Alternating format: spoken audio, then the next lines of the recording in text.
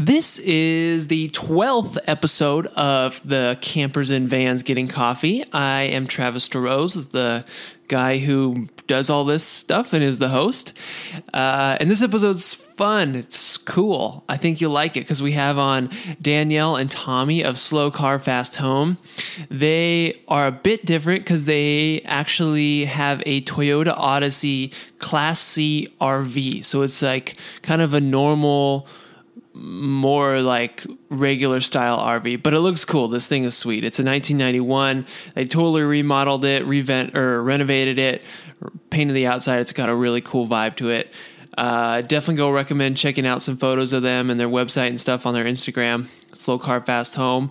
But this episode was super fun to talk about. We talk about why they chose this particular RV and this Toyota and all this stuff instead of a van or something else. I talk about the renovation and, they went a little bit over budget and took a little longer than they thought. So we just get into all that stuff. And then we talk about also their business that they have selling skateboards and longboards online. And they make the boards out of their RV. They have set up like a whole little workshop and stuff. So it's pretty cool. This episode is super fun. We talk about like some kind of weird stuff too. We talk about driving barefoot, the Wild Thornberries, and the case of the missing flip-flops. So you don't want to miss any of this stuff. So let's get to the episode. Thanks. Here we go. Danielle and Tommy, how's it going, guys? Good. How are you? Good. I'm doing good. Awesome. Thanks for being on the show, guys. Super excited to have you on. So just to start real quick, you guys on your website, you talk about some weird facts that each of you guys have. So Danielle, yours is that you can't drive with shoes on. Is that right? That is right. So, if I was forced to, I could drive with shoes on, but, I feel most comfortable barefoot while I'm driving. Right. And this is a fact that most of our family, when we had them check the website, they didn't know about me either, which I thought was kind of funny. But yeah, I'm a barefoot driver, and there's no way around that. Another thing is she drives majority of the time. Yeah. Oh, okay. Interesting. I drive 90% of the time. Nice. So, man, there's something about barefoot driving. You could really connect and become with the vehicle, Yeah, I think that's kind of what I tell people, but it sounds so strange. Like, I feel like I can't judge how fast I'm going or like pushing on the pedal if I have shoes on.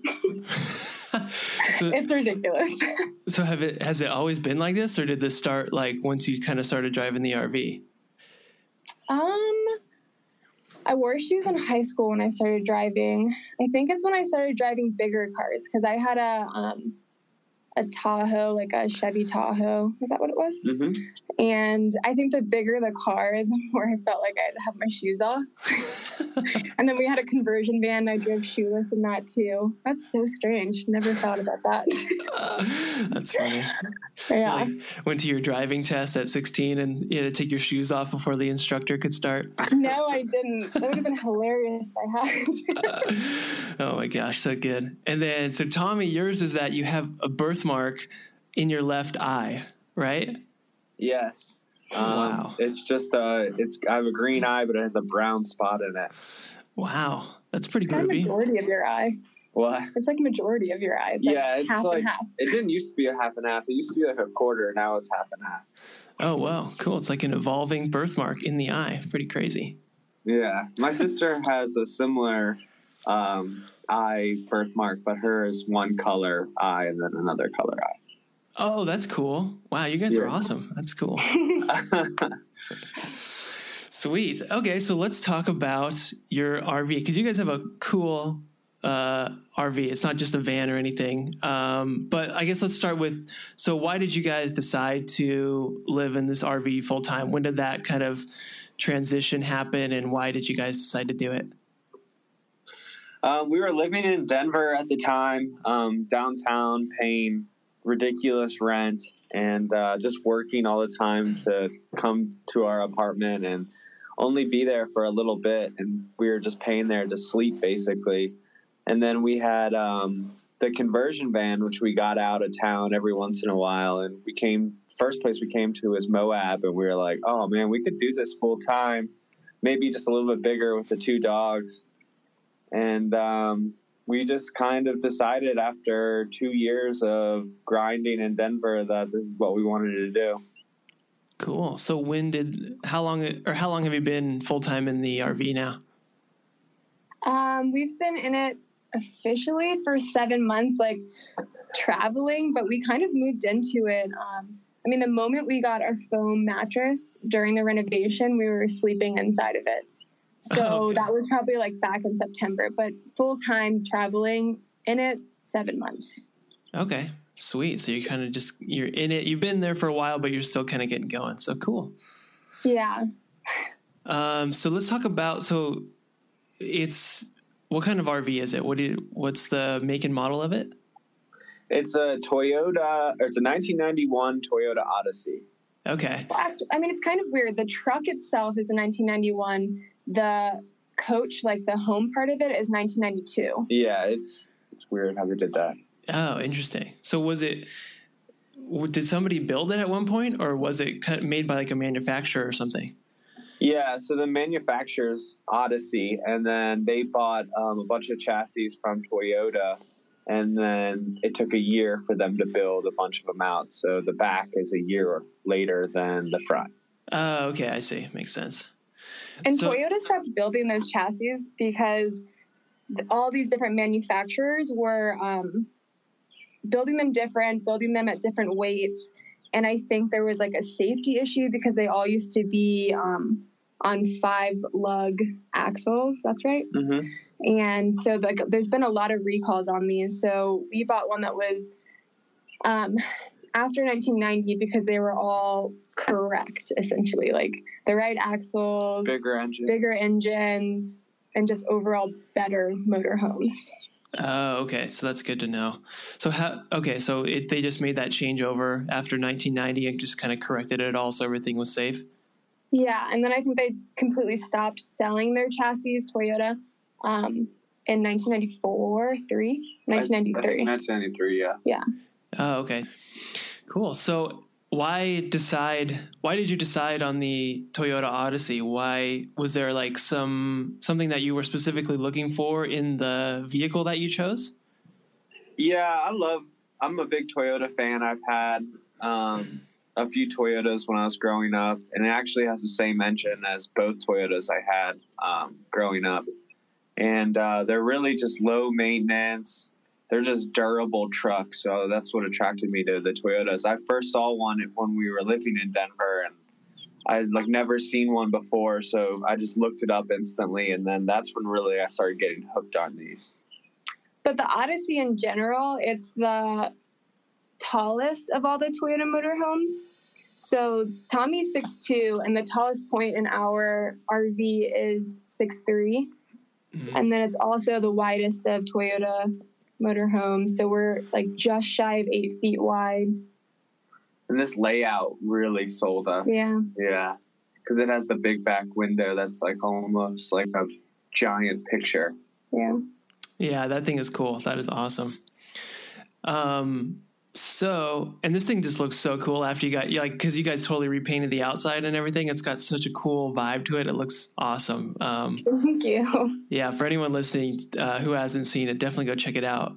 You guys are on Instagram at Slow Car Fast Home, right? Yep, that's us. Cool. And then I'll put all that stuff in the description too, and we'll get all to that. But yeah, definitely go check it out. It looks so cool. It's just awesome. And then so you guys named your RV too, right? Yeah, we named him Nigel. And the story on that is, we've talked to a few people who've never seen the cartoon, and we don't blame them, but it's from Wild Thornberries, which is a family that traveled in an RV in Africa. And the dad's name was Nigel. And he's just, I don't even know how we figured that out. We just said it one day. We must have watched or something. I don't think so. I don't know. The name just happened because I wanted to name the RV Dwight because we're big Office fans. And at the time we were like, God, Dwight's so lovable, but also super annoying. And the renovation phase, that's kind of how we felt about the RV. But we landed on Nigel and it felt good. Yeah, I like the name Nigel. That's good. And the Wild Thornberries is just a great show. I love that. It's so good. It's good. And like, I kind of always wanted to, like, their RV is cool. It has like purple and yellow and black, like zebra stripes on it in the show, doesn't it? Or something like that. Yeah. And then it has like an inflatable thing around it so they can go on water. I'm pretty sure it can fly too. No, it can fly and float. Oh man, so cool. Yeah, and like what I love too is the brother Donnie, I think it was the guy who did him was Flea from the Red Hot Chili Peppers. Really? Yeah, that he did the voice of him. Isn't that cool? I did not know that. Yeah. Honestly, if we ever have more RVs, I think we should just name them all after the characters on the Wild Thornberries and keep it in the family. Oh, that'd be so great. Yeah. Man. So, okay. So now I have I'm curious about kind of the renovation. Do you guys think it was easier to, sort of do like a renovation of an existing RV like you guys did? Or do you think it might have been easier just to start from scratch with like an empty van or just kind of an empty chassis or something like some people do? I mean, it has its like ups and downs. The good thing about renovating an RV is all the plumbing, all the like basically wiring, electricity was all done. All of the gas lines, appliances was all in place. So it was like super easy with that part. The hard part was probably just removing everything. We had some water damage in 2 areas, and that was a pain to fix. I had to do a lot of fiberglassing, which you wouldn't have in just the basic van setup. But I mean, it just really depends what you're looking for. Or your level of knowing how to do everything. Expertise, yeah. We went into it completely green, and I mean, I think it took us much longer because we were so afraid to do certain things. So we would like hype up a situation and over research. And I think if we went to another project, we've actually talked about it before, for us now, it would be a little easier to start with something blank because we could kind of. Yeah, because before we started doing plumbing and like basically gas lines and all that was just a mystery to us. And now it's became a lot easier over the time and fixing everything. Mm-hmm, right. Yeah, I can imagine that. Yeah, because not knowing that, but having all that, like the plumbing and the tanks and everything kind of in there already is a good start. But if you have to redo a lot of it or fix it all, add it, yeah, then it might not be the best thing. So that makes sense. So how much how long did it take to kind of do the whole remodel of the van or of the RV? It took 8 months, and 8 months, I think. And we were both doing it. I mean, full time, we were still working on our own businesses. So there were days where we weren't working on the RV, but 8 long months. We thought we could do it in 2 months. Yeah, with like $1,000. Oh my gosh, we were so crazy. And everyone was like, I don't know, like that sounds like a short amount of time. And we were like, no, like you don't know us, we got it. And then 2 months hit and we're like, yeah, you were right. Right. Oh my gosh. Wow. So I mean, was that like an issue that it didn't get done in time, or was it cool? Did you guys just kind of relax and just kind of let it take however long it took to just kind of remodel it and stuff? Yeah. Tommy was relaxed. I was relaxed. It definitely stressed us out some more, especially we were lucky enough where it wouldn't matter because we were at our parents' house renovating in their driveway.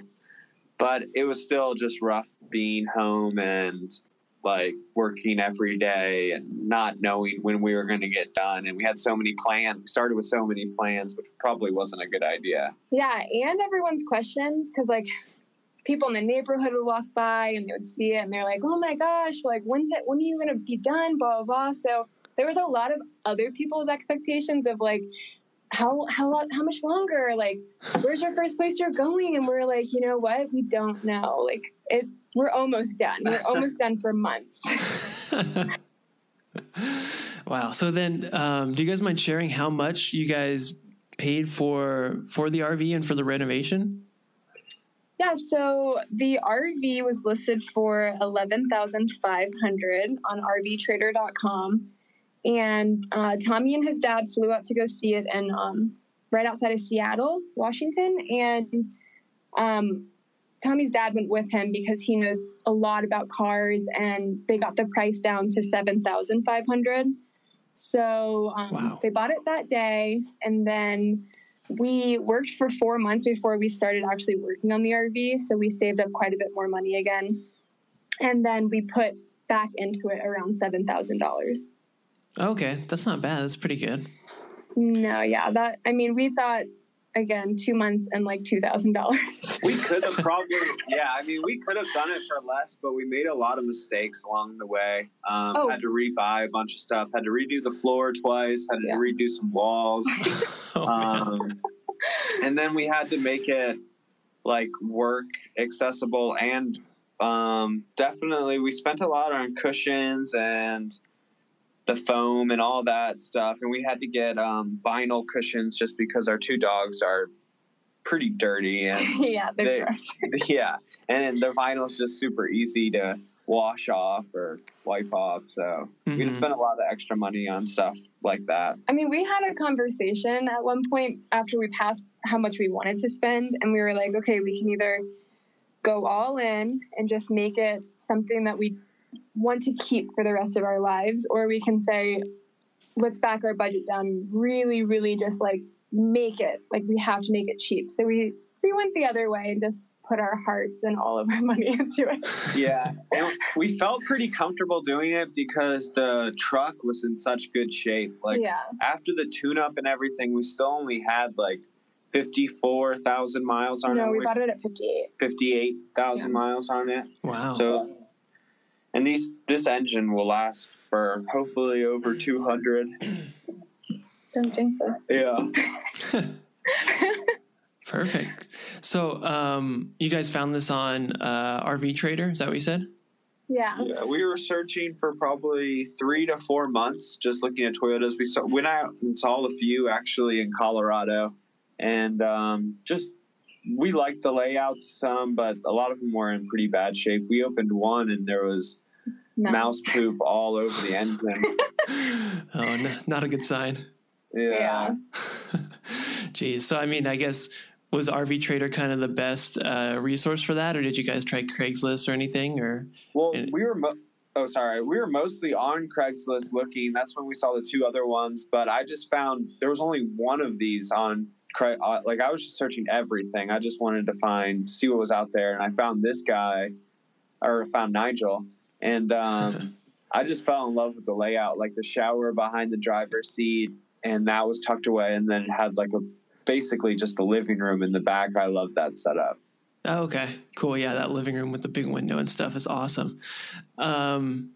So this thing's like, you guys have a bathroom and a shower and like a fridge. You guys have basically everything in this thing, right? Yeah, we had an oven before too, but we didn't really use it because it would have to be like directly in the middle to cook with to cook properly. So we hardly ever used it. So we just got rid of that and put it in a two stove burner, which is a lot lighter. Mm-hmm. And we freed up some extra room for our big solar lithium ion battery setup. But our fridge is also on the fritz, so. Yeah. So we have all this stuff. Like we have the bathroom, we have the shower, we have the fridge, but the fridge is storage right now for dry food. And then our shower, 90% of the time is also storage because we carry like a huge amount of dog food, because normally you get the best deal if you buy a big bag of dog food. Mm-hmm. But we do use our bathrooms. Like that wasn't really we had to have a bathroom, and we knew that. We use the shower every once in a while too. It's nice to have. Like once every few months. Yeah. Oh, okay. So it's not super important, but it's nice to have, huh? Yeah, it's nice to have for backups. And we usually don't carry tons of water with us all the time because it is so heavy, and then your gas mileage goes down. So if we're going to use the shower, we've really planned it out. We're like, okay, so let's get a ton of water. We'll clear out the bathroom, shower, but it's not, we've been using the rec center here in Moab and like gyms. Yeah, it's easy. We have a friend that lives in town. They let us shower at their house. So thank you, Brittany and Coast. Yeah, we shower at truck stops. Like, for some reason, the shower we thought would be so, so important. And then we got on the road and we were like, oh, okay, there's so many places that we can actually take a cheap shower at.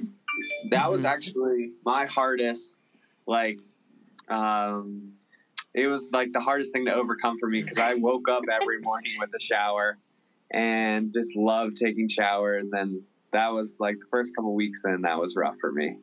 But now I'm used to it. Oh, the first 2 weeks, Tommy insisted on showering every day. Like, that was a thing. So the first 2 weeks were difficult. Right. So did it happen for the first 2 weeks, or did it just slowly just not happen? It happened. It happened. It was just a process. We would have to get water like every week just to maintain the tank because I was just showering all the time. And we'd have to dump every week because we can't carry that much gray water and that much fresh water at the same time. And it's just definitely makes it difficult to shower every day when you're on the road. Yeah, for sure. So was there like, along with the showering situation, was there like a big kind of, I don't know, like change in your behaviors and stuff that had to, and like your habits that had to happen in the first 2 weeks of living in this? Did you have to change a lot of stuff, or were you able to kind of, migrate into this pretty easily? There was definitely adjustment period. We both have our own things that definitely we need. And what's mine? I think I'm much more like... Danielle is obsessed with cleaning. Yeah, that's what it is. She's a very clean person, so we're talking like vacuuming 3 times a day, wiping down the couch twice a day. You just threw that out there, huh? Well, well, it's true. Does that still happen, or was that more in the beginning? It depends on where we are. So right now we're in the desert, and there's so much red sand that I'm vacuuming once a day. Yeah, it's once gone a day. Down to once. Right. We also, we used to sweep all the time, so I would sweep a lot more frequently, and I guess Dyson saw that I was personally struggling. Somehow they found our Instagram and they sent us a Dyson, and my life has changed. It sounds so weird. I'm not a vacuum person. I've never owned a vacuum in any of our houses, but I have one in a 124 square foot home. Yeah, she became attached to it very, very quickly. Wow, that's cool. Well, thank you, Dyson, for that, huh? I know. I almost said no too, because I was just like, I don't like vacuum cleaners, and Tommy was like, you have to accept it. Yeah, I was like, okay. They offered us the top of the line. Yeah, their 12-volt small vacuum. Now I get it. Right. I mean, it would have been rude to say no, right? Yeah, but then again, like, as our account gets bigger, I feel like there are companies that reach out to us, and then I feel like we're not doing this just to like get a bunch of free stuff. So I'm always like, well, is this us? Like, do we need a vacuum? And my immediate response was no, which was wrong. We did. So I think you guys said that right when you bought Nigel, you brought him home and basically started taking him apart, right? Yeah. So did you guys get to really like do any little short trips or travel in him before you started the remodel? Well, Tommy traveled from Seattle to Denver with his dad. They traveled in it together. And that was in October of 2016. So the route they took, I mean, it was cold. So they got to feel how under-insulated the original RV was. And then from Denver to Annapolis, Maryland, where we renovated it. So we took it cross country before we started renovating it. Right. Okay. Yeah. So did you guys give it some better insulation then after that? Oh yeah. Yeah. We souped it up. Yeah. Cause that was a huge problem. It was like, it basically wasn't insulated at all. I mean, there's an original 2 inches of foam insulation that I think comes standard on most RVs, but it's like the fiberglass is right on the other side of that, and they just put like a thin, weird wall that we had to tear off of like everything around the RV. And then, I mean, we didn't beef it up as much as like some Sprinter vans and like cargo vans do with like really heavy like wool insulation and stuff like that. We pretty much, to keep the walls still thin, we did a roofing tape. It's tape, right? Peel and seal. It's like reflectives. It's usually for roof insulation.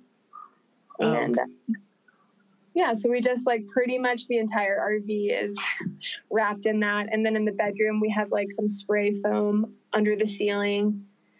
And then it's also a sound deadener. So like right now, there's someone mowing a lawn right next to us. And the only reason you can hear it well is because we have the windows open. Huh. Wow, perfect. So, I mean, that's cool that I like, because that's something that some people have mentioned on this podcast before, is it's kind of hard to know like what you want and what you need before you actually start traveling and stuff. So with, like with buying an RV that sort of already has a layout and has stuff in it, you're able to maybe go on a couple trips or like bring it across country like you guys did, where then you could see like, oh man, we need like more insulation, or like, maybe we don't need the stove, or like all this different stuff. You can kind of try it out easier that way, huh? Oh yeah. And actually, we did take some trips mid-renovation. We went to Alabama for a trip, and then we went to North Carolina. And like both times, I don't even think we had a closet. We didn't have cabinet faces on any of the doors. But then there's still so much learning once you get on the road, because we've changed stuff as we've lived in it. Just from, we don't use the stove at all. So we had dog treats and we kept bread in our stove. And that's like what was in there at all times. It was like the bread safe. Yeah.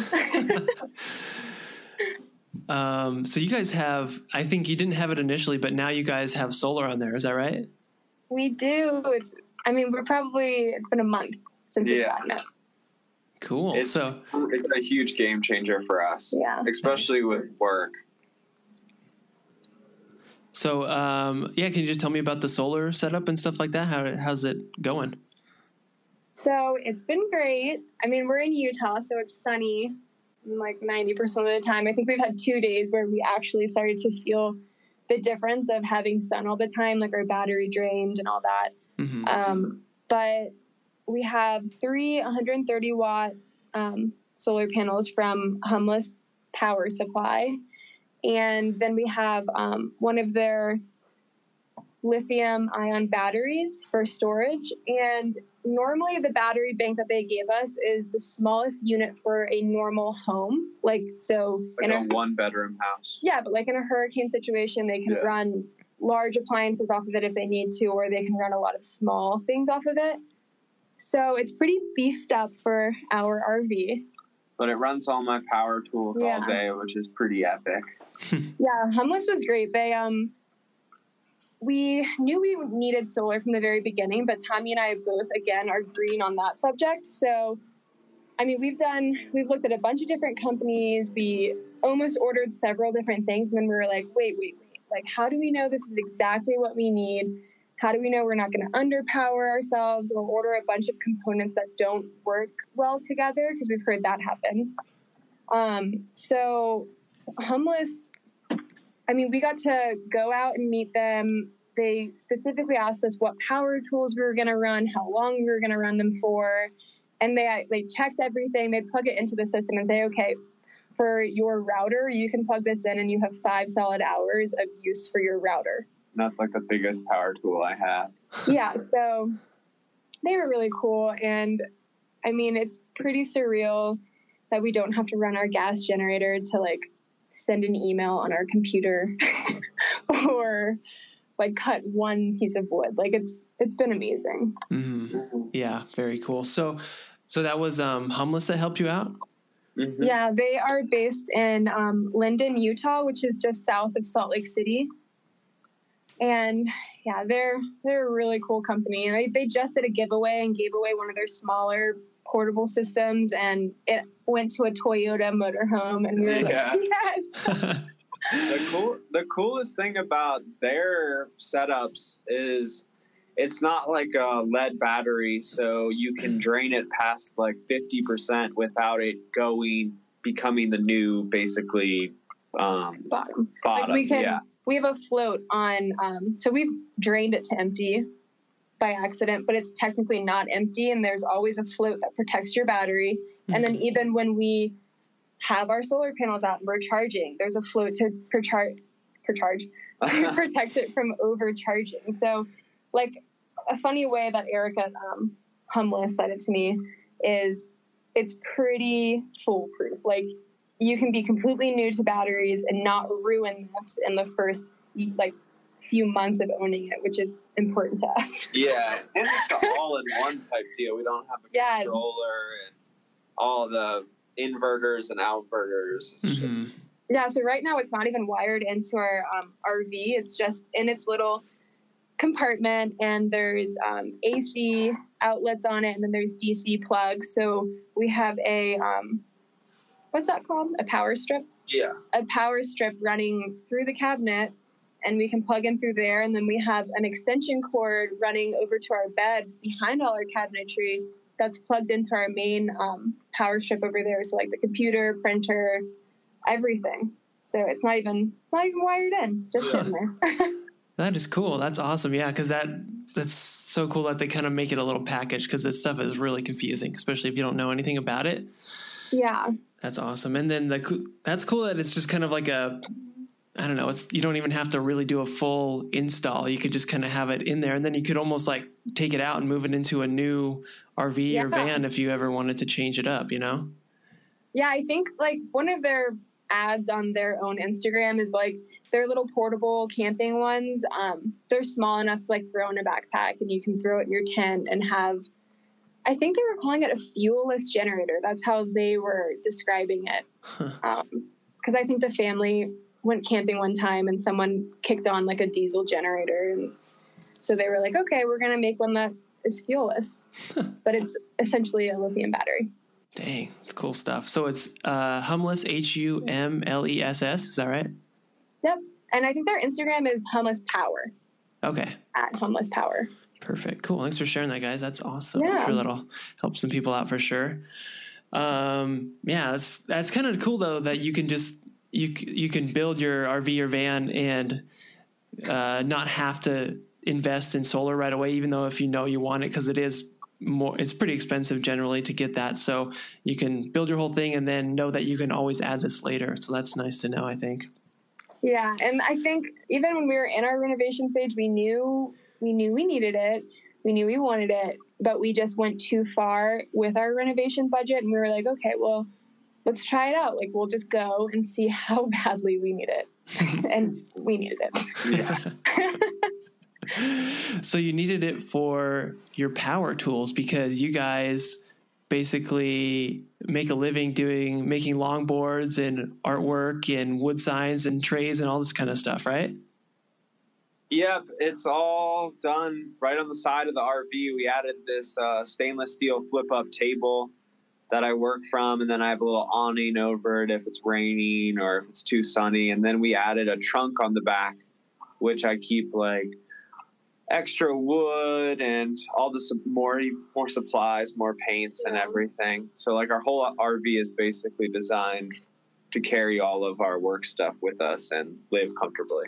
Right. Yeah, like under our couch, because I think a lot of people assume our storage is like things that were in our old house. And I mean, they're right, but it's all work stuff. So under the couch that we're sitting on right now, there's one big double door compartment, and that holds at least like 7 of Tommy's power tools.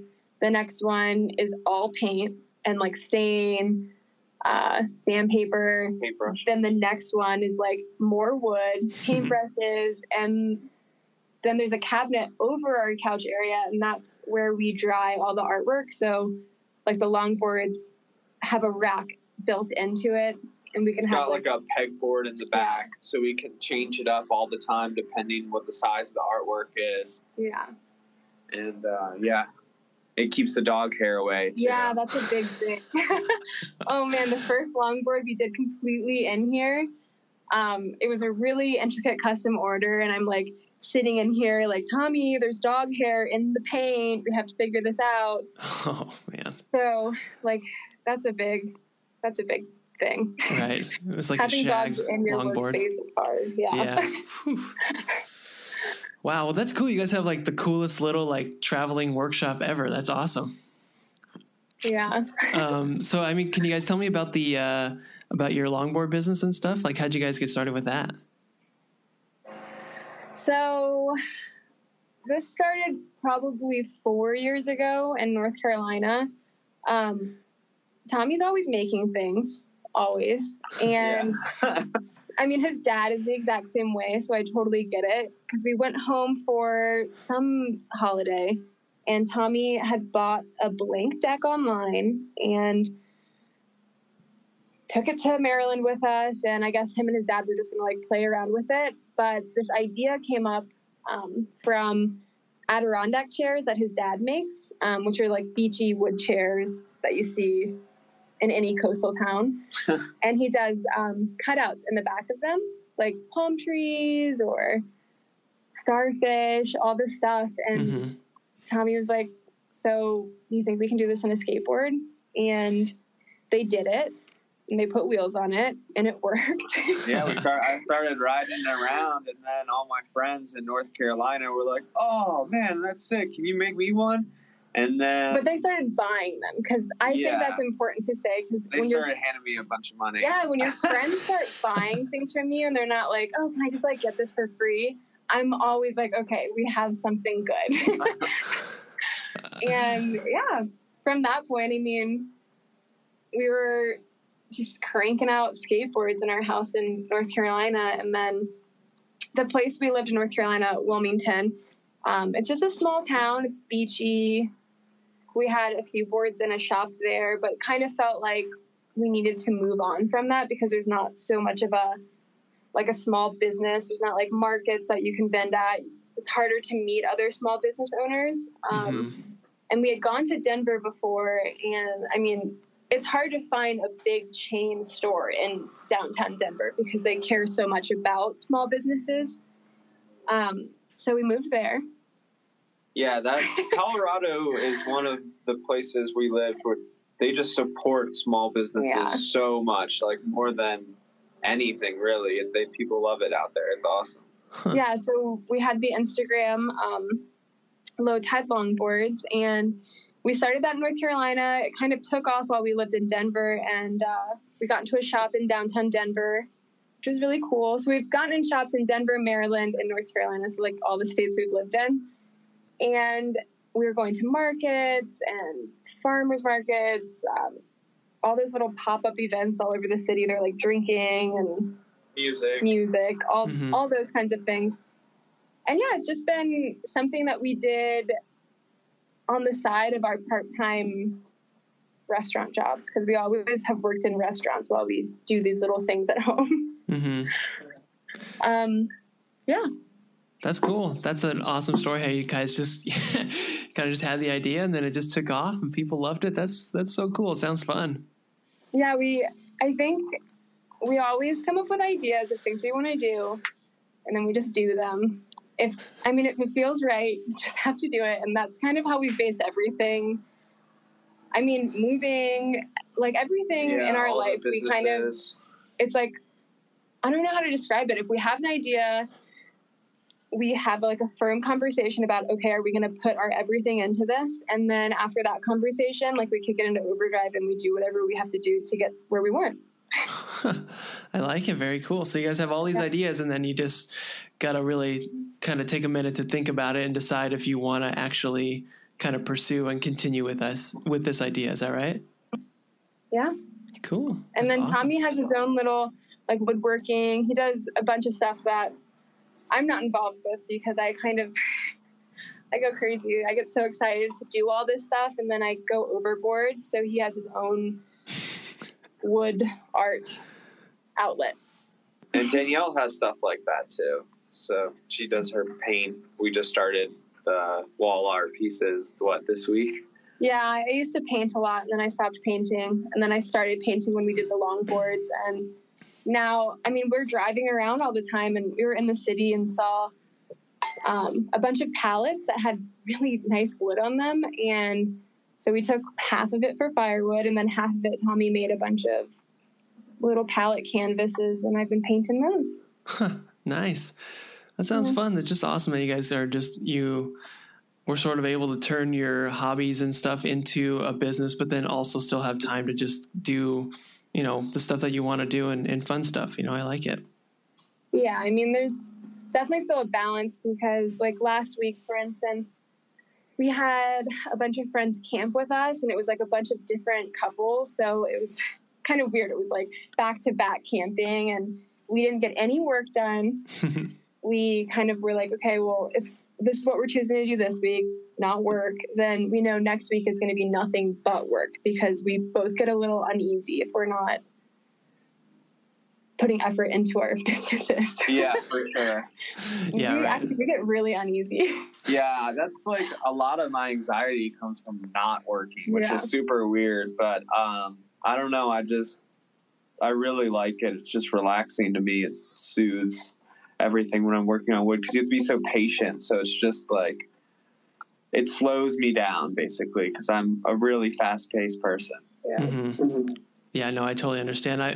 I was not so much anymore because I don't really have like a workshop or anywhere to kind of do this stuff, but I used to do a lot of kind of little projects and woodworking stuff. Like I made a sidecar that like attached to my bicycle that like a dog could ride in and stuff. Oh, that's awesome. Yeah, so I just made little fun stuff cool. like that, and I made I'm like a super huge Back to the Future fan, so I made a skateboard and basically cut a blank deck and then painted it so it looked like the hoverboard from Back to the Future, and just I just do fun stuff like that too. So that's amazing. Yeah, that's awesome. That sounds just like Tommy.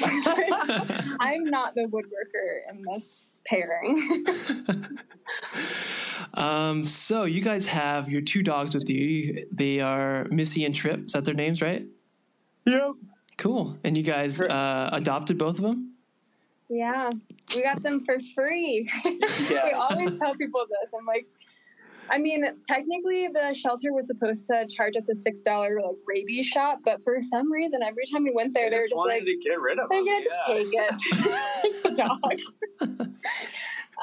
And we both got them on a whim. Like the day we got Missy, I mean, that was the first year we lived away from like our parents after high school, and we were drinking with friends the night before, and I was like, man, I really want to get a dog. And someone we were with was like, you're not going to get a dog. And I was like, okay, well, I'm going to go get a dog tomorrow then. And so we just went to the shelter, and Missy was the only dog not barking. Yeah. And yeah, that kind of sold us. Yeah. She's so sweet. She was 2 years old when we got her. Oh my gosh. How old is she now? She's 9. Oh wow, you guys have had her for a while. We've had her for a long time. Like our whole family, everyone's so attached to her. I mean, everyone loves Trip too, but I mean, we had Missy for 3 years before we got Trip. Yeah, Missy's a lot smarter, that's for sure. Yeah, she is. We're not ashamed to say it. She's a smart dog, and Trip doesn't think things through. So what is it like traveling with them? I mean, do they like, I'm sure they enjoy like going to all these places and being able to kind of be in nature and run around and stuff, right? Honestly, it's probably the best thing about living this lifestyle because like before we were working, we worked opposite schedules or sometimes the same schedules, but it was just like, we don't get really spend time with our dogs, like just a few hours, like probably 8 hours a day. And now it's just like awesome because we have every day we could just hang out with our dogs and do stuff with them. They love it. They get tired most of the time. Yeah, now. I think they actually get tired of us. Yeah, they're like, just leave us alone for 5 hours so we can sleep. Like during this phone call, we have Missy sitting outside because she she's such a good dog. She can just be by herself, and she's sitting in the grass enjoying it. And Trip is in here, and he's been trying to get comfortable because we are bothering him by talking, I think. He's like trying to sleep, and we're not letting it happen. Right. Just wants some peace and quiet. Yeah. And then, so one of these dogs is a bread thief too, right? Yeah. He's a bread, I would say carb thief. Yeah, he carbs up for sure. So the first few weeks of us being in here, I mean, even through the renovation, because we would eat in here sometimes. Yeah. We would like lazily leave the bread open, like after you make a sandwich and you sit down and eat, and then we'd like step out for 5 seconds. And it would hit us. We're like, whoa, bread's gone. We wouldn't even be able to find the wrapper because he would hide the wrapper. Yeah. So there were some times where Tommy and I would be like, man, I mean, maybe we finished it and threw it away, like clean people would. And then we'd find the wrapper tucked underneath the driver's seat or something. Yeah, and there would just be like a little, like probably 3-inch hole in it. Like, how did he even get all the bread out of that hole? We don't know. I know. I don't even think we said it. It's Trip. It's always Trip. So now we're thinking about getting 2 fruit hammocks because they hang on the ceiling. We have one, and right now there's oranges in it. And then there's tortillas.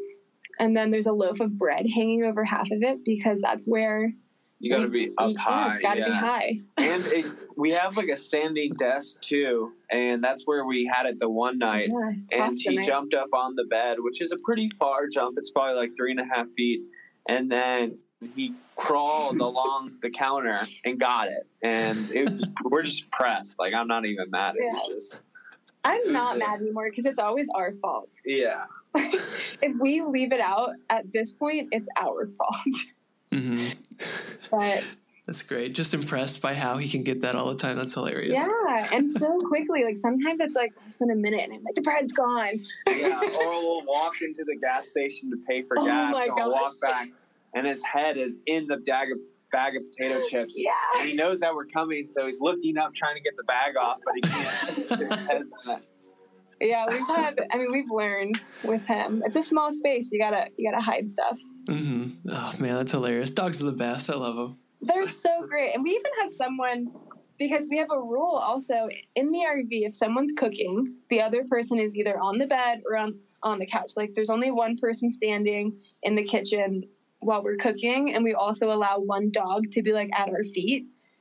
And I can't remember who said it, but someone was like, oh, like on Instagram, like I don't let my dog beg at all, like blah, blah, blah. And I was like, I mean, we live in 124 square feet. It's pretty difficult to have this dog understand that when I'm standing in this corner of the RV, they're not allowed to look at me. Like we let one dog beg at all times because they adjusted to this just as much as we did. Mm-hmm. Yeah, totally. So do you, is there any issues with like leaving them in the RV? Do you guys leave them in there sometimes? Or, I mean, is it tough to go places sometimes with them? Recently, I mean, we travel with the weather. So right now we're still in that like perfect time in Moab or Utah, like southern Utah, before it starts getting really hot. So basically we leave the dogs in the car if the temperature outside is appropriate for them to be in here. Mm-hmm. So like last week, we were just picking up our friends in town to go camp with them, and we were going to take quick showers in their apartment and then come back down. But it was like close to 90 degrees that day. And both of us were just like, we had our little security camera up because we do have a security camera that tells temperature, air quality, and then something else. I can't remember. Movement. Yeah. So it'll like send me an alert if the dogs move or something, and I can watch them. And I turned on the camera, and it was reading like 87 in here or something. And I was like, okay, this is what's going to happen. I'm going to run upstairs and go shower, and you're going to stay down here with the dogs. We're going to have all the windows open, the fans running. Like, so if it's too hot, we don't ever leave them. And that's the same with it being too cold, because we've been in some places where it's been like 24 degrees out. But in hot temperature, we have these 2 Max Air fans, and they come in handy really well because when it's hot in here, we can put down the shades and then have one fan sucking in air and one fan sucking air out. So it's like a constant flow of air, which is and we really did just nice. get these new blackout shades. Like the shades that we have are insulated, so this big back window, you can actually, like, when you have the shade down, you can stick your hand in between it and feel how hot it would be in here. And these have helped out tremendously with having dogs. Yeah. But for the most part, I feel like we just don't need them. Like even national parks that we go into. Last time we did Delicate Arch hike and arches, we did it at sunset because it was not hot. Zion National Park, which is like notoriously not dog friendly, they have one hike that you can do, and it's not even a hike, it's like a paved sidewalk. And we chose not to do that one, and we did one where it was like no one else was parked on the side of the road. It was really short, so like we left the dogs in the RV in the shade and did this short hike where you can like hike to the water. And I mean, I think that was still in November though, like that was like the okay period. Chilly, yeah. But I don't know, we travel with them to be with them, so if we feel like we can't bring them somewhere, we don't do that thing. It's I don't know, it's never a hard decision for us. Yeah, we'd rather have them there than not have them there. Because we'd be thinking about them the whole time, and it just wouldn't be fun. I'm a constant worrier about them. Even with like the whole, and this is actually something that terrifies me, is the whole, there's a dog in the car, let's break the window and save it, which is great when there's like in the correct circumstance. But I feel like a lot of people don't realize that like a car is not insulated the same way an RV or van or bus or like all these like tiny homes that people are building. So we have a baby gate and a really thick blanket that blocks off like our driving area. So when we leave the RV, I'm not afraid of someone walking by our home and saying, oh my God, someone left a dog in the front seat. Like, let's save it. I don't know. That's been like a constant worry of mine. And we actually did watch animal control get called on someone here in Moab recently. Oh, wow. So it happens. Yeah, no, I kind of, because I have a puppy too. And like, I kind of worried about that too. So what I have a Jeep that has like a remote start on it. So it's cool because I can like lock the car with her in it, but keep it running basically. Oh, wow. But I'll just do it for like when I'm going to be gone for like 10 minutes or whatever. But I have a little note in my glove compartment that just says like my dog's in here, the car's running. If there's like a problem or anything, here's my cell phone and just call me and then I'll come right out, you know? Yeah, that's a good idea. Yeah. So no one's ever called me, but I have that on there just in case anything ever happens, you know? Yeah, I mean, it's a good thing that people are so worried about that. Like, that is an active thing, people trying to save dogs. But at the same time, like, I think a lot of people do think about it, and they are aware of the dangers. Yeah, for sure. So how do you guys do mostly kind of like off-grid, free campsites kind of stuff? Yeah, we love that a lot because we can use power tools and stuff out there, and the spaces are farther apart. You're not like parked on top of each other, and it's nice to be. It feels more free. Yeah, exactly. Like, we're not big city. We lived in the city, so we were trying to kind of get away from that. Yeah. And just be a little more open space and just kind of have our little Nigel with our own little campground with all the stuff we need in it. Like. Yeah, and campgrounds are expensive, and I think they're kind of strange. Like, we were in Florida because Tommy's mom just moved there recently, and Florida is a pretty hard place to have an RV. Like, I think everyone knows that. So we were staying in state parks around her area, which were, like, beautiful state parks, and they were really cheap to stay in. But there's, like, I think just, like, a stigma about older RVs and people, like, I don't know. I feel like sometimes these older people in these like $100,000 RVs are like kind of judgy, a little judgy. Yeah. Yeah, for sure. And I don't know. Like, you always expect older people to be so welcoming and like happy to see young people like out doing the same things and like wanting to be outside. But I honestly feel like I've met some older people that are like not about it. Yeah, totally. Maybe that's just Florida. I don't know.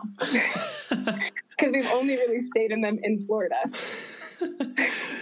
I mean, well, my parents own like a big Class A 32-foot RV, and yeah, like we'd all go camping and stuff when I was a kid and stuff. But even recently, when I'll go with them for a weekend or whatever, it's just like, yeah, there's just some people there that have just like huge, like a couple $100,000 RV buses kind of things that are just massive. And it's like they almost spend all their time just pulling out all of their stuff to have like this like ultimate campsite with a fire pit, and they bring like these huge crazy chairs and their awnings and all this stuff. And I feel like they just spend all their time setting this up just to kind of show off that they have all this stuff. You know? No, I totally agree. Mm-hmm. And like even there was like a family at this state park that we were at, and I mean we love kids, but I think it was a grandparents trip with like their grandkids, and they never left the state park. Never. I mean, like they were just like told these kids to get on bikes and just do circles around the campground. I don't know. It was strange. And I was just thinking to myself, that's not a vacation. Like you literally just like essentially moved your home to a area. You're just in a smaller area close to nice things, but then you're going to stay in it the whole time. Like that's strange. I'll never understand that. You got to get away from your home. Yeah, totally. So I know some people with like, they kind of make they build like stealth kind of vans, you know, where it looks like just kind of a normal. Ooh, sorry. Oh, that's all right. A Harley. Oh, those damn Harleys. Yeah. But they just build kind of like a stealth van so they can just kind of park it like, I don't know, in a neighborhood or wherever when they're in a city and just kind of spend the night real quick. But you guys can't really do that. Has that been an issue with you guys? And I mean, I know you don't really stay in cities much, but was that a consideration or anything? No, not really. I mean, if we're just traveling through a city, like we'll just stay at a Pilot or Flying J. They have free RV overnight parking for one night. And they have bathrooms and showers, so it's just super easy to do that. I mean, we have stayed in cities. You just have to go to residential areas. Like I think California was the hardest place for us to. I mean, I wouldn't say hard. We just didn't know what to expect because we've heard it's very hard to like stealth camp in an RV, even though that's not a huge thing. But what we did was we got to Huntington Beach and we were like, oh, look, there's a bunch of RVs over there. I wonder if that's because it's like okay to like stay there overnight.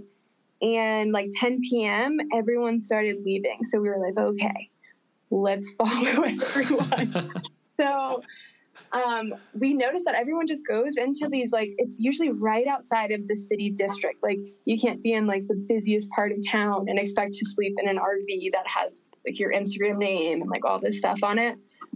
We've stayed at 24-Hour Fitnesses before. I mean, obviously, Walmart, residential, Sam's Club, Pilots. There's ways around it, and I think you just it's the same concept with being stealth in a van. You don't turn on lights, don't get in and out, do not set up camp. Yeah. You don't leave a mess. Like, I mean, where we renovated the RV was in a neighborhood. So, I mean, it's not unusual to see an RV in a neighborhood. Mm-hmm. Yeah. So we were parked in Denver for 4 months on a city street downtown because that's where we lived.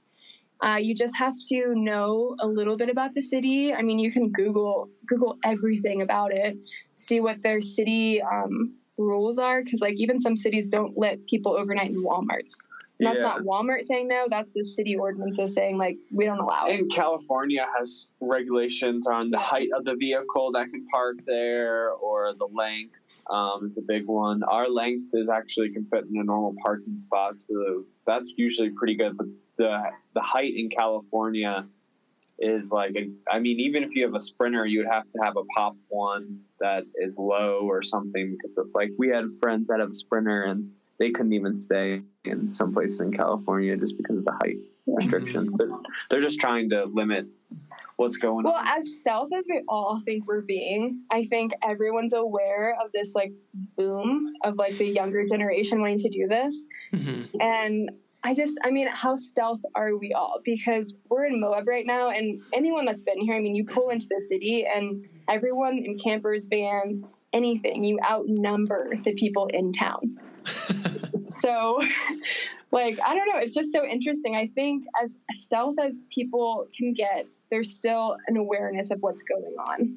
Mm-hmm. Yeah, except for in our hometown, because someone just texted us, or not texted, messaged us, and they asked us where to stealth camp in downtown Annapolis, which I don't even think van life has, like, gone. Yeah, you could easily like, do that. Has that even happened? No, you can park this. I was like, just go downtown and park at a meter. They're free after 6 and they start back up at 7. Like, no one will say anything to you. Yeah. Which is cool, but also, like, eventually that'll probably change. Yeah, true. So live it up while you can, I guess, huh? Yeah, I mean, things are changing so quickly. There is a visitor center in downtown Savannah, Georgia, and freecampsites.net. It used to be a place where you, no matter what you were in, you could go there and go into the visitor center, tell them, like, hey, we want to overnight here for like a night or two. Is that okay? They'd ask you to pay $7 to $14, and they had spots designated for it. And then like a month before we got to Savannah, I looked it up again, and all of a sudden it's like, oh yeah, visitor center says no overnight parking is allowed here anymore. If you go in and talk to them, they say it's because people started leaving trash, started setting up camp, like just it's a parking lot. We got so upset because we were like, a lot of people will tend to ruin perfect places just by not like being aware that you have to still like keep everything clean and like, I don't know. Yeah. It made me so upset because we had to camp a little further outside of Savannah, Georgia, and I was just bummed. Mm-hmm. Yeah, that's frustrating for sure. Yeah. So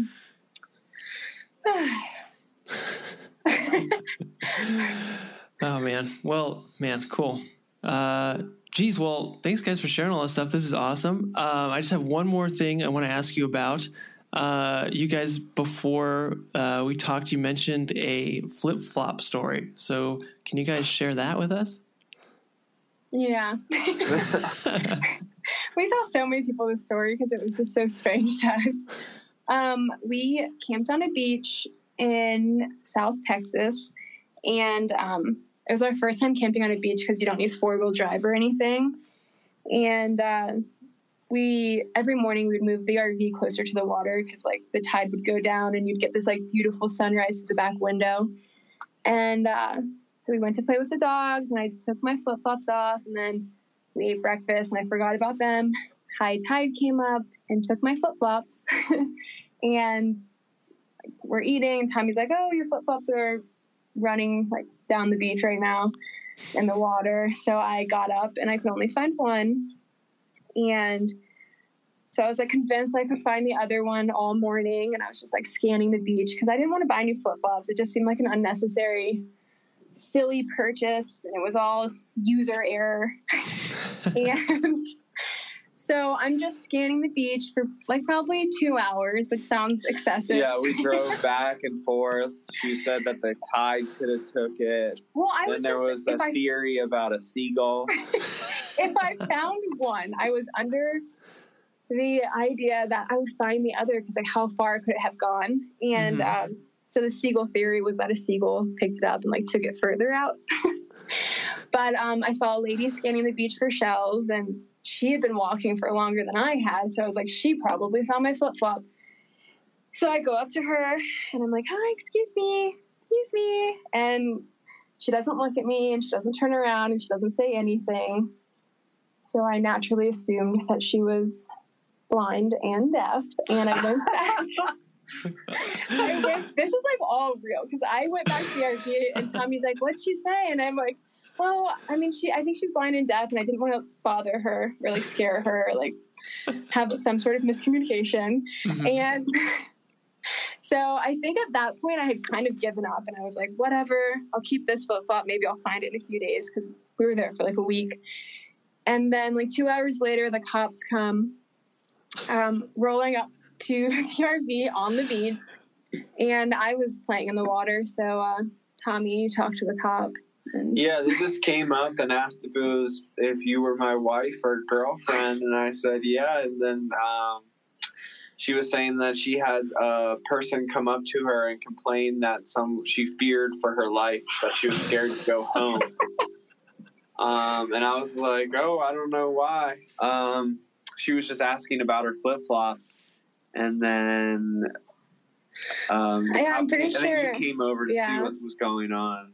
I thought they were complaining because Tommy was making he was cutting out a new longboard because there was no one around us. And we had the gas generator going. So I thought maybe the cop was coming up to be like, hey, you can't run generators, which we would have been like, oh, okay, we'll turn it off. And so when I heard that, I was like, oh my God, can you tell that lady I'm sorry? And I didn't mean to scare her. Oh. And even the cop was like, well, did you find the flip-flop? And I was like, no, I didn't find the flip-flop.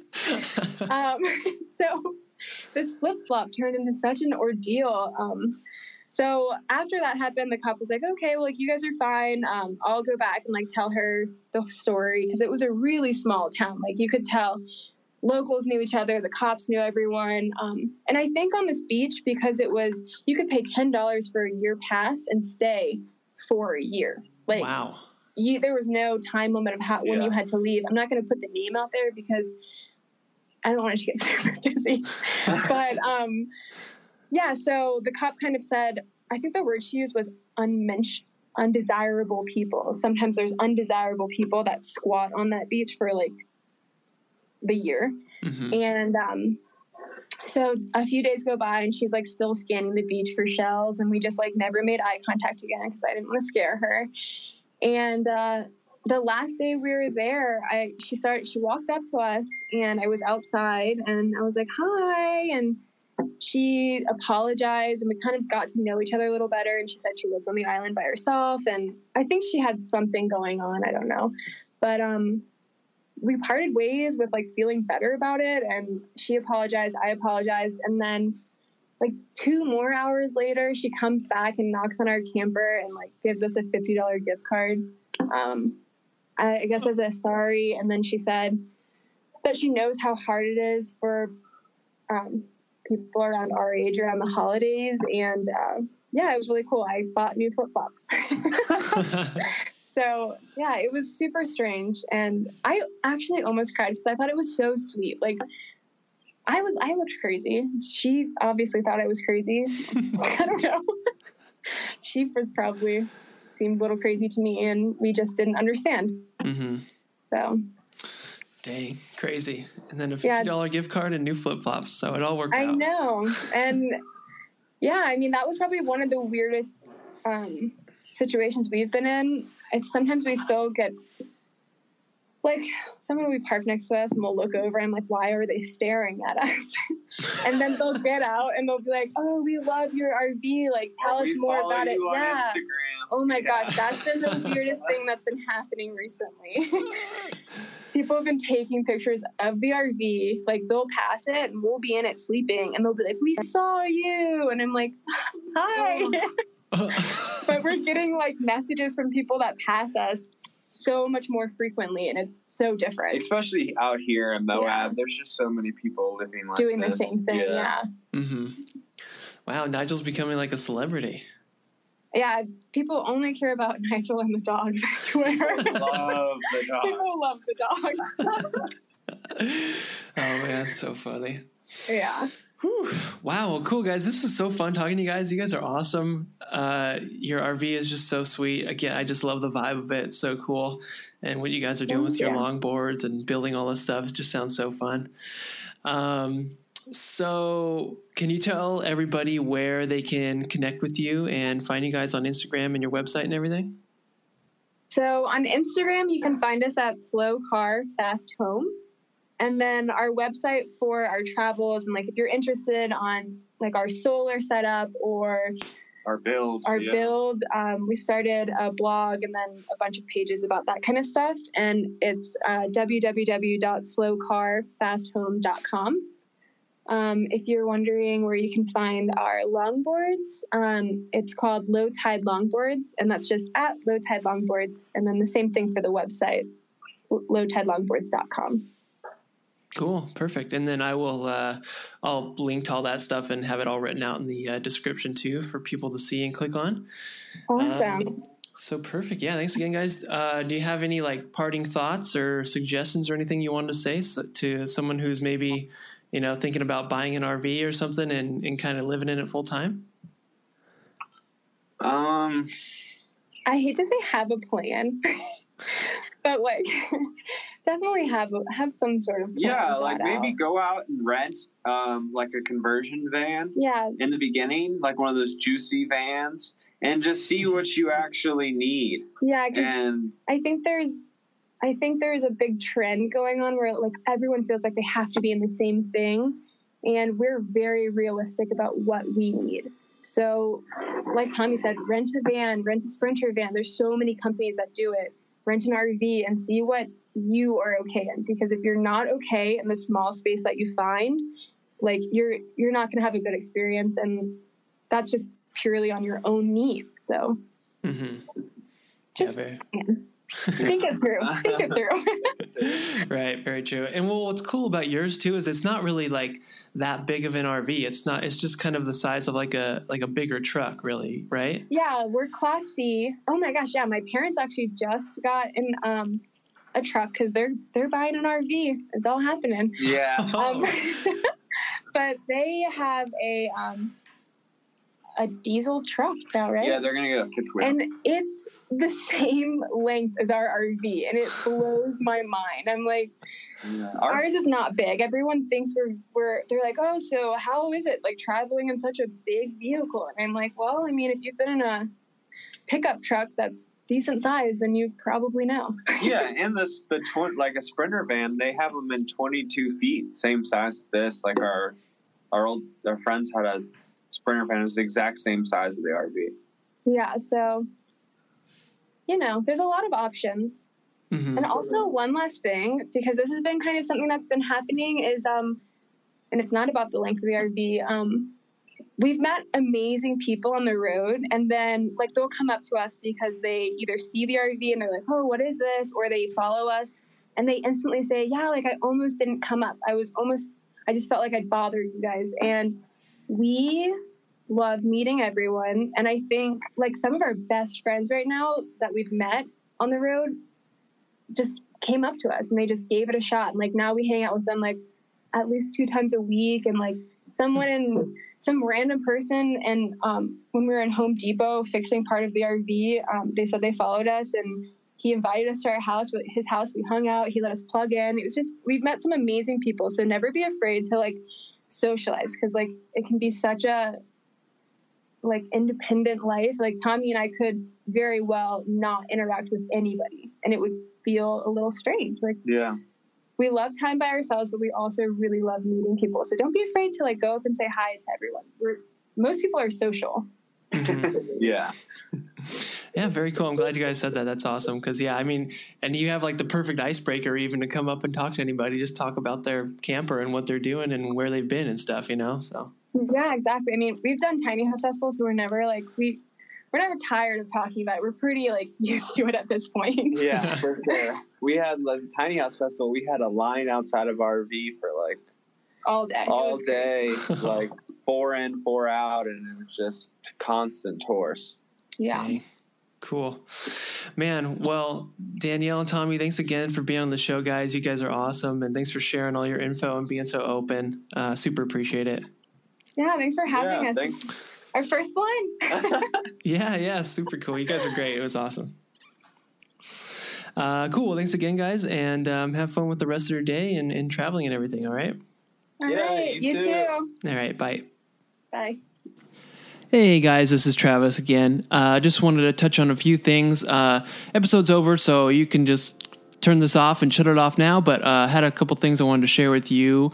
If you want to listen, if you want to connect with me. Sorry, you might be able to hear my puppy Murphy in the background squeaking on her toy. But just want to share how you guys could connect with us at Campers and Vans Getting Coffee. If you would like, we're on Instagram at Campers and Vans Getting Coffee. We have a website called campersandvansgettingcoffee.com. We're on Facebook at Campers and Vans Getting Coffee, and we're even on Twitter at Campers and Vans Not Getting Coffee. So Twitter is just at Campers and Vans. So if you use Twitter, I'm not really big into Twitter, but you can connect with us there if you want to. That is about it. I just want to say that I appreciate you for listening and appreciate you being here, listening to the end if you are listening to this. And I would really appreciate and love, and it really helps us out if you can leave a review for this podcast. So on Apple Podcasts or wherever you're listening to this on, if you could just drop a rating and a quick review. Doesn't even have to be good. You could just be honest, but any sort of rating review really helps. Super appreciate that. And give me any tips, any thoughts, stuff you think we can improve on, or what you like, or questions that you'd like me to ask, or anything like that, or guests that you'd like to have on the show, anything like that. And you could also send me an email if you want to hello@campersandvansgettingcoffee.com. We have an email address, so you can send it there. So thanks again. Thank you for being here and being a part of this. Super appreciate you. And that's it. Have a good one. Bye.